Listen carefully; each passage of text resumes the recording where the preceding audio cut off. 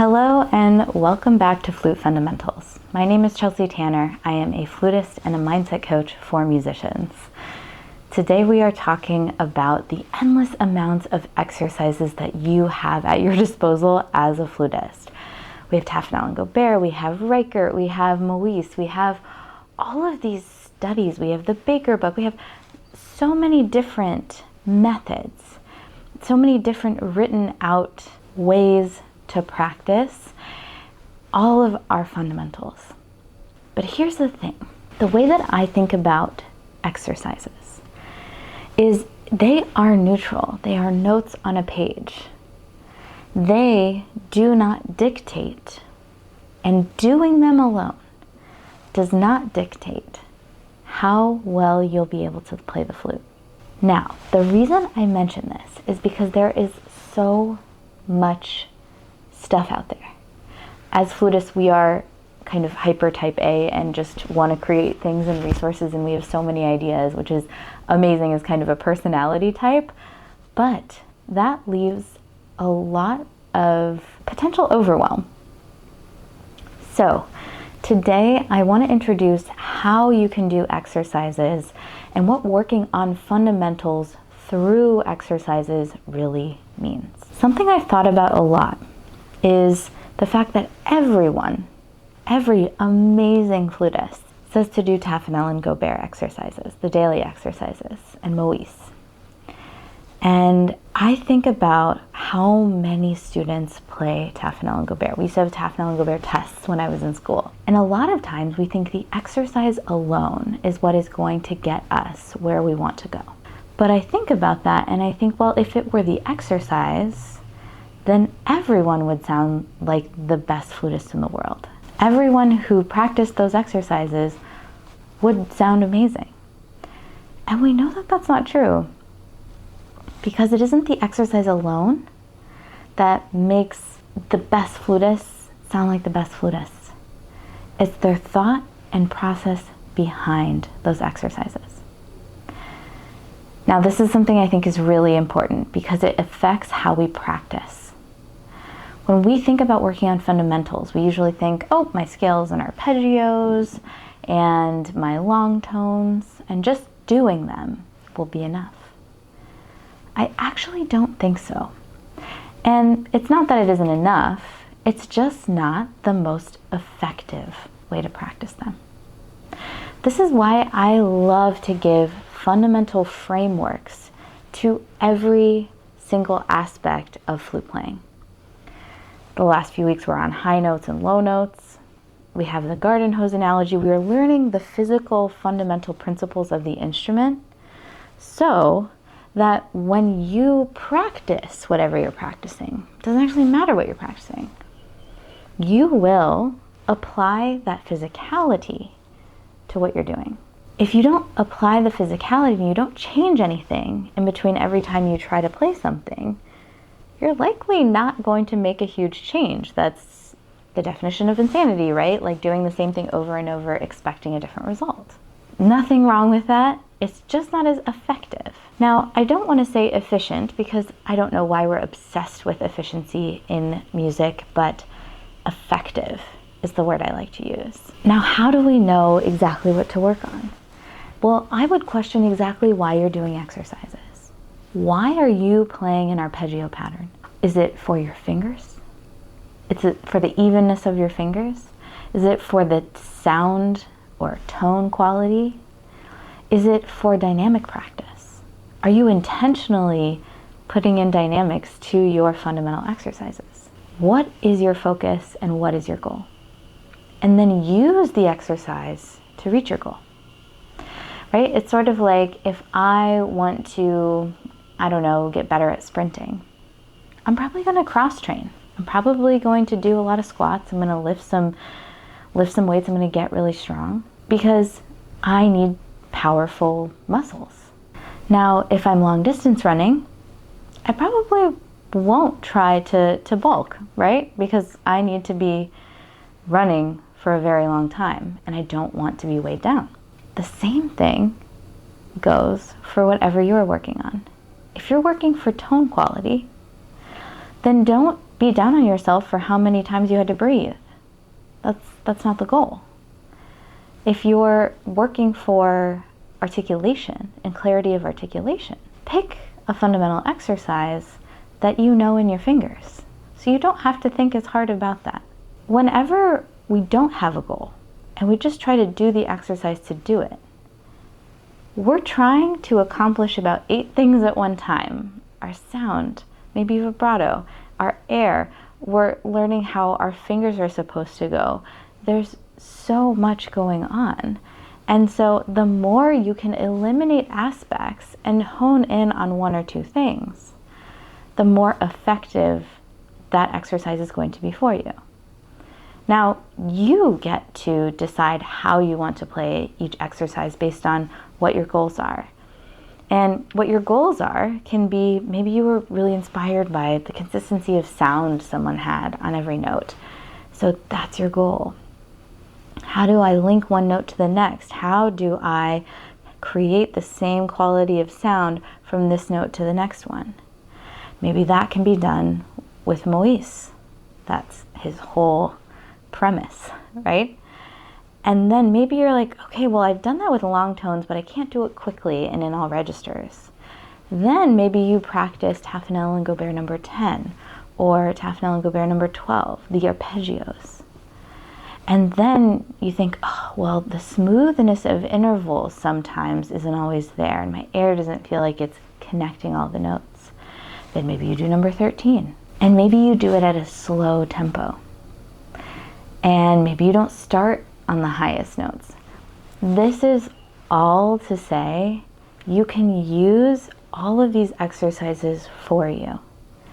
If your teacher assigns you an exercise and they don't tell you why, ask, what should the focus be within this exercise? I think that's really important, because if we are just in it to check boxes, we're creating the habit of not thinking deeply about what we're doing. We're not being really physically aware. We're just trying to sort of accomplish the sound and the pitch of each note, and that's it. Right? Maybe you're doing arpeggios for intonation. Maybe you're doing scales for intonation. There's so many possibilities. But if we don't know what we're doing it for, we aren't as effective. We aren't really giving ourselves the opportunity to go deep into our practice and our playing. I think this is really important to remember.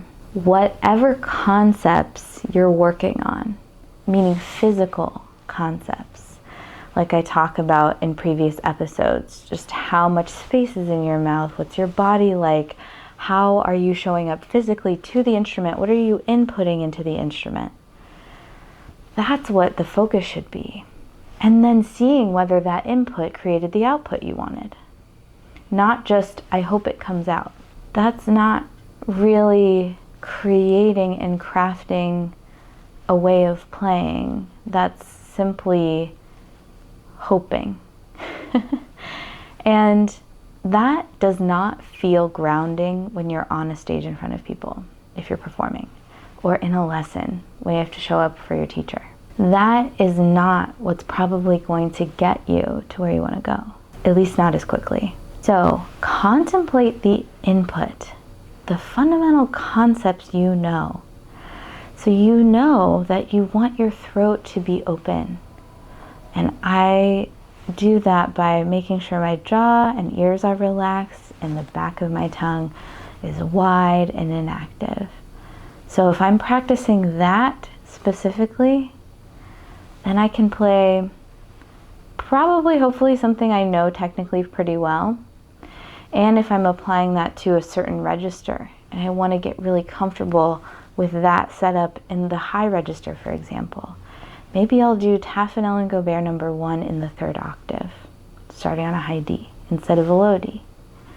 Right? So I have a specific goal because I know tension tends to creep in a bit more in the high register. I think that this way of going about technique practice, fundamental practice, things like that, that is really what makes the difference. Everyone stares at the same notes on the page. It's how we're thinking and feeling about it that really makes the difference as we progress. If my thought going into every day is, ugh, I hate these arpeggios, that's probably going to create some resistance. It's probably going to create a feeling of apathy or a mental eye roll, right? But if you think, I wonder what I could learn in the first 30 minutes of my practice. What can I learn about my body and about myself through this exercise? I wonder, what notes aren't going to speak completely clearly, and I wonder how I could apply what I have learned in lessons and strategies that I already know to this particular exercise. And I wonder how deep I can go. That means when you have an exercise, for example, let's say you're playing some arpeggios, right? So if you have an issue with, let's say, 2 or 3 notes, are you willing to just do 2 notes at a time, slowly, speeding them up, questioning the balance of your instrument, questioning the air, questioning how open is my mouth, questioning how is my setup right now? Is it conducive to what I'm trying to do?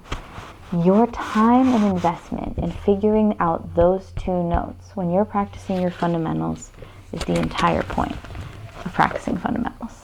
So I encourage you to not jump at the latest trend or the latest thing. Any exercise will do. Make one up. It actually doesn't matter as long as you're just playing the notes.